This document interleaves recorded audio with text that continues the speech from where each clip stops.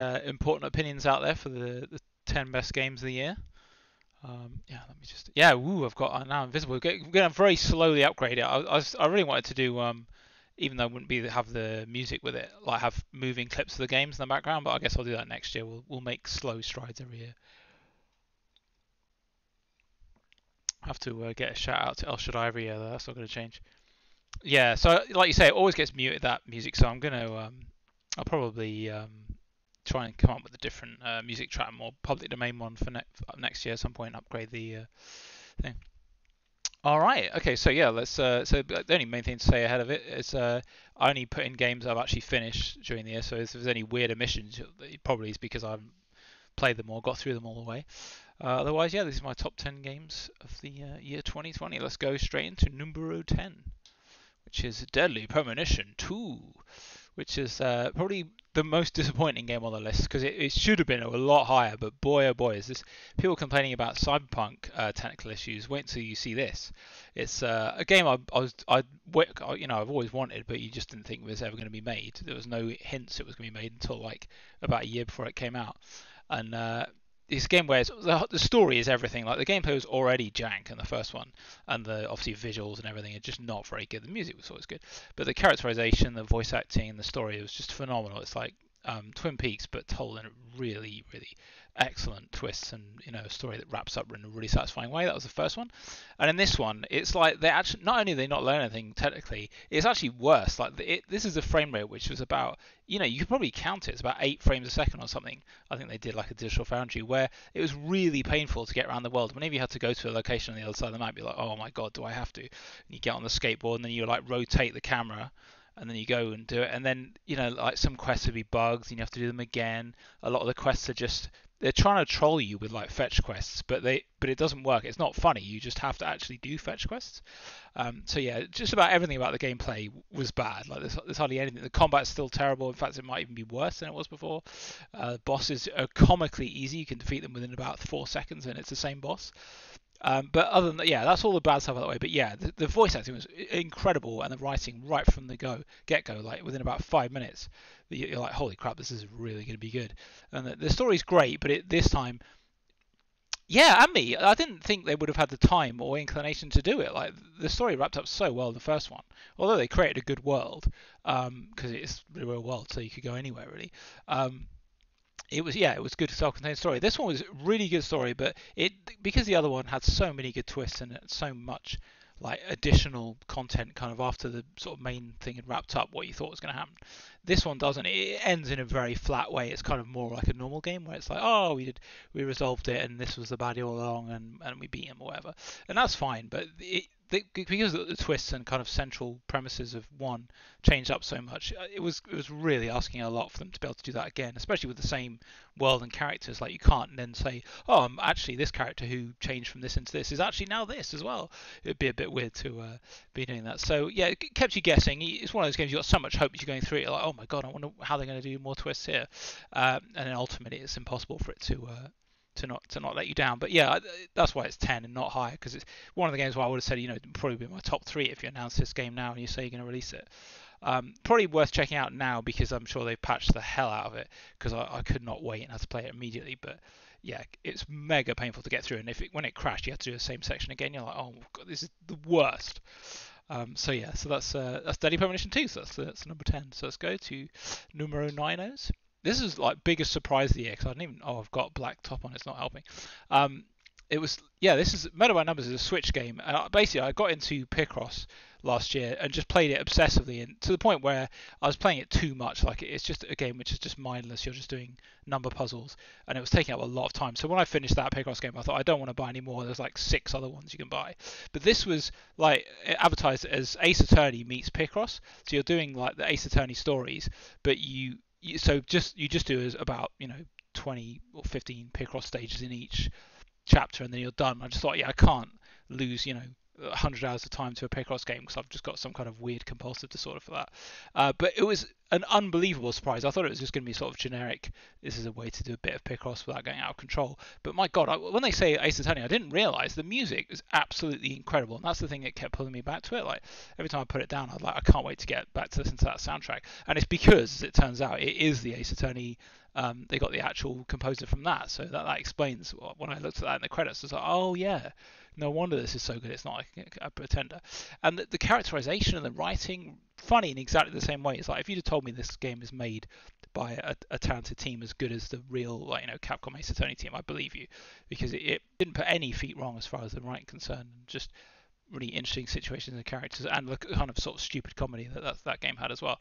You have to like Picross style puzzles because there is a lot of them, which is a good thing for me. But yeah, if you do, it's brilliant. This is like the next Ace Attorney game, basically. And fantastic protagonist as well, really good.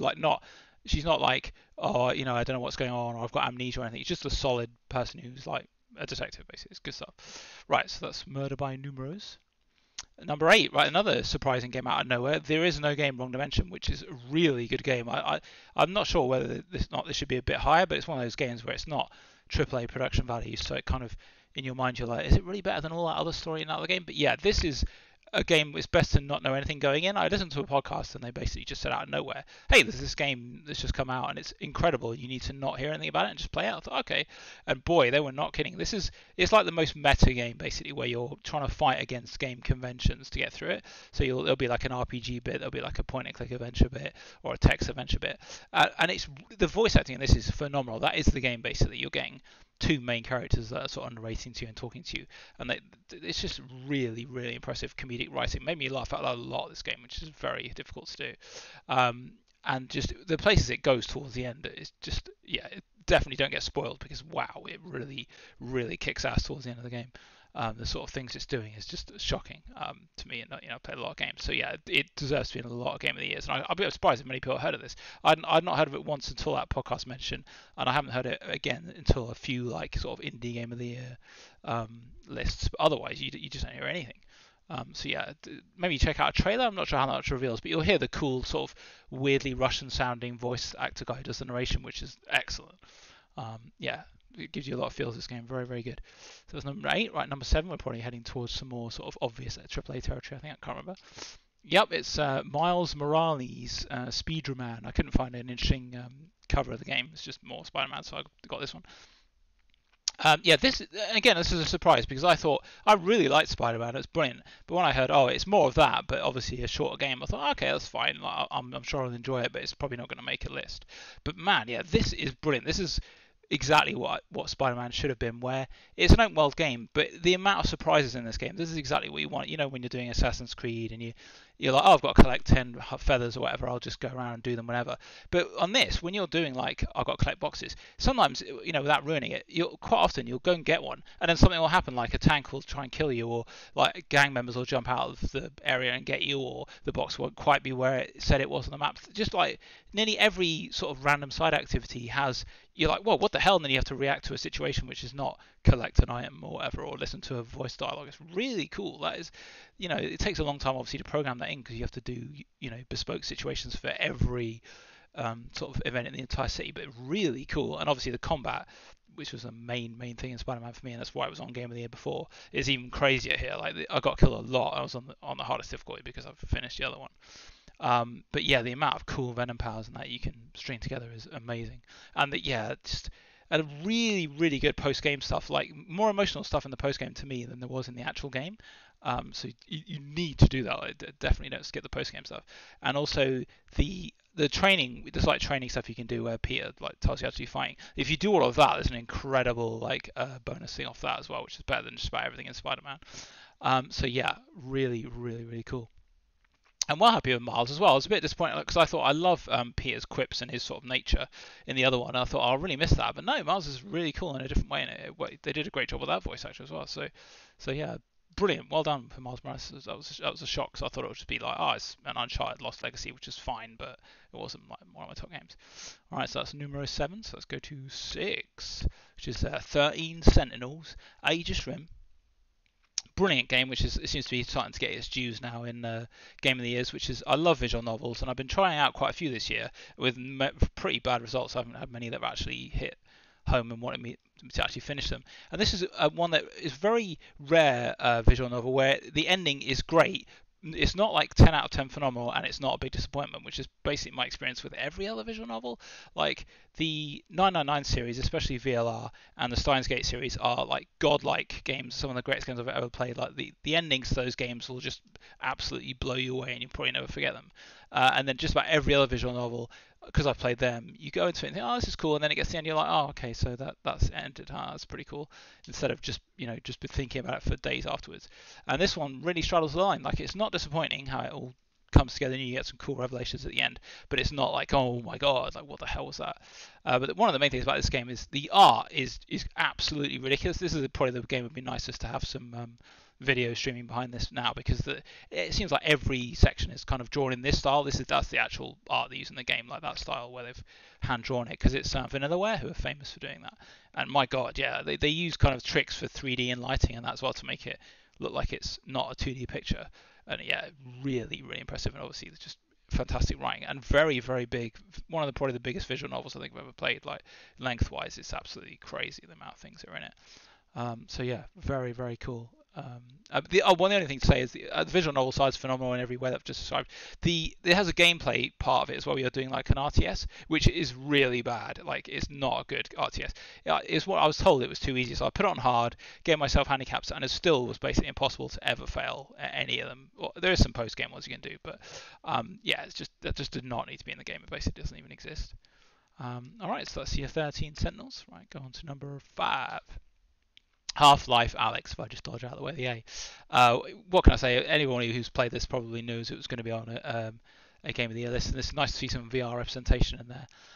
It's amazing. One of the best things about this, to me, is I do get ill off a lot of good VR games. Like, I can't finish Blood and Truth because it makes me feel ill, and I love it. But Half-Life Alex, I had no problems. Like, I was playing it for hours, and you get a bit hot and bothered, but take the headset off, no illness, you just carry on with your day, which is quite an achievement. I'm not really sure. You are teleporting around, but I do that in a lot of VR games, and this one I just did it. And my PC's not even that powerful, so it's not like the frame rates are crazy or anything like that. Yeah, this is how you do it. Phenomenal game. Definitely try and borrow someone's headset if you get when you're allowed to do that when we haven't got COVID. Story's incredible, and the ending is absolutely unbelievable. Something you would not expect out of a game that's not Half-Life 3. You think, boo, this isn't even in the future timeline from Half-Life 2. Probably just end and say, let's have Freeman in 3. Ending absolutely outstanding. It's probably probably the best ending of the year. Maybe it's definitely up there. So yeah, very, very strong game. Yeah, it's pretty cool, but yeah, without spoiling it, it has some other stuff, but obviously it's not Half-Life 3, and it's not trying to be that, after the end of 2 or anything like that. But yeah, fantastic game, and just, yeah, the fact that you've got like a really awe-inspiring, kick-ass moments towards the end of the game, like you do in each Half-Life, and you're in it as well in VR, just amps it up, and it's like, yeah, this is incredible. So glad they spent the time to, wait and put this game together and bring it.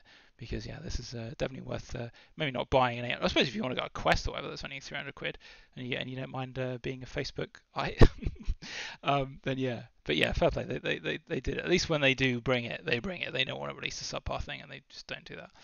So yeah, here's a little spoiler for I think it was my second favorite VR game of the year, which is gonna be a nice surprise. So let's go on to number 4.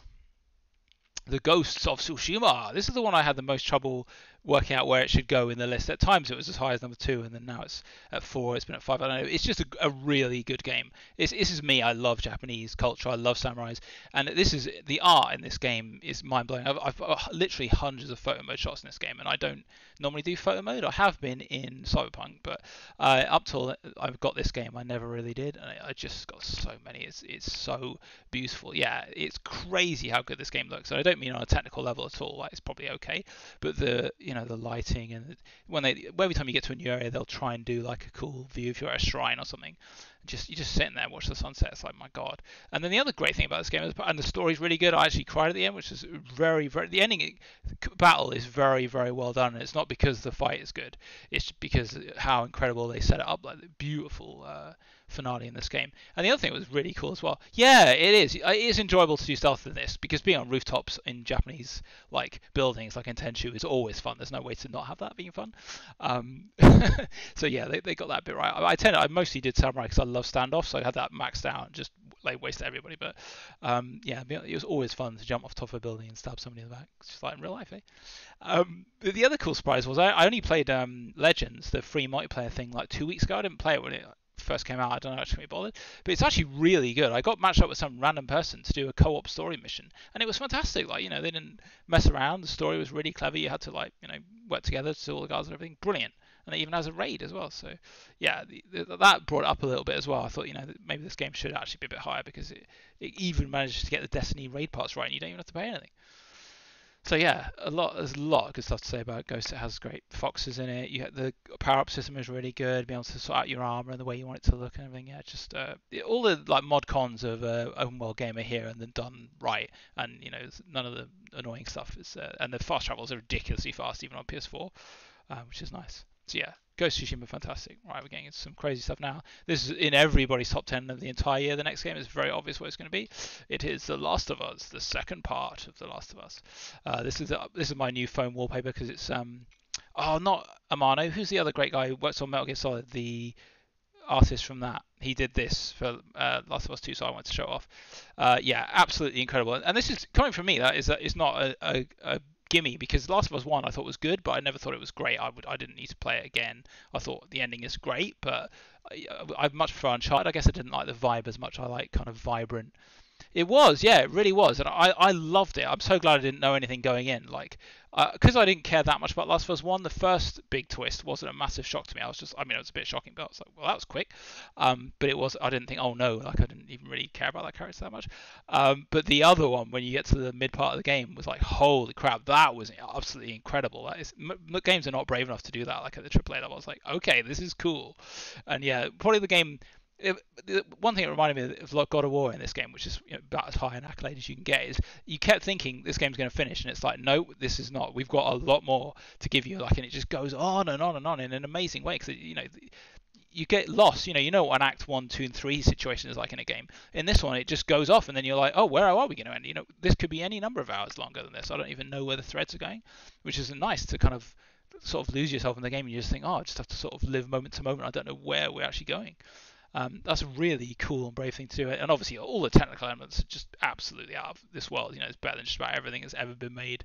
Like the amount of insane textures and how they've done all the sounds in the game. It's probably could do documentaries about just how well this game is done technically. Yeah, just love the characters. And yeah, sorry, I'm really sad I killed the dog. I wish I hadn't. I know, yeah. I probably should. I should just set up I suppose I could do it on this channel instead of just doing retro. I can do retro and current on a separate. I don't know, day of the week or something. Maybe I should. Yeah, I absolutely love this game. This is a game I like. There's 2 games this year where I think I had a couple of days off for this, where I just could not stop wanting to play them. I don't get that much. I guess I'm getting a bit old. I'm not like, oh, I want to do an all-night session of this, or want to, can't wait to get off work to play this. But this and my number one with 2 games where I just had to just do that over and over again. I was just thinking about them all the time. Right, okay, so number 2. This is the game which I don't know if it should be number 2. It might have to be 1 or 2 lower, but I want to praise this game and get it out there as much as possible. This is the game that everyone should go out there and play, which is Paper Beast, which is absolutely phenomenal. Best VR game of the year, easily. And probably the game that's made me feel the most awe in a game that I've ever felt like. You just sit there and go, oh my god. It was an emotional experience, absolutely tremendous. So yeah, so there's a reason why I did an Eric Chahi week of streaming this year, and I haven't done that for any other creator. It's solely because of how insanely good this game is. So yeah, if you have PlayStation VR, I cannot possibly recommend this highly enough. The thing that makes me a bit sad is because I guess it didn't sell too much. They've released it on PC and non-VR, and I think that would actually crush it. That would really take away virtually all of the kind of strong points in this game. It looks beautiful, and the systems in this game, it's probably the least video game on here. It never really feels like you're just in a world and you're sort of manipulating it, and you can. One of the main things of this game is you always have different weird scenarios where you can totally terraform the land. So rivers will come in and you can guide them, or different creatures with different AI tendencies will come and you have to work out how to interact with them. Just really interesting kind of non-gamey things happening all the time. And another game in VR where I didn't feel ill. A very long VR for a VR game as well. And just it's an experience. This is probably the most game I recommend people play the most on this list, because the other ones that people already heard of or probably are going to be playing anyway. But yeah, I could never stop singing this game's praises enough. It's absolutely amazing. I might stream a playthrough of it, but I guess because I'm in VR, I'm guessing I'm not going to be able to see chat. That's the only reason I haven't done it yet. But yeah, unreal. Play Beast, just a phenomenal ending as well. Right, so number one, this is by far my favourite game. It's probably game of the generation to me. This is a game where it had a confluence of events, basically, where it came out where I live a week earlier than it did anywhere else in the world, basically. So there was no, it felt really cool to kind of be on the cutting edge of it and not know what to do in a lot of situations. And I was off for a week, so I just played it solidly. And that game is Final Fantasy VII Remake, which is just absolutely mind-blowing game to me. I cried so much in this game. It's the most emotional game I've played in years. And I'm not even a big FF7 fan. Like, I played FF7, I finished it, and I never went back to it, and I had no intention of it. It was like, this is fine. FF10 is my big FF game.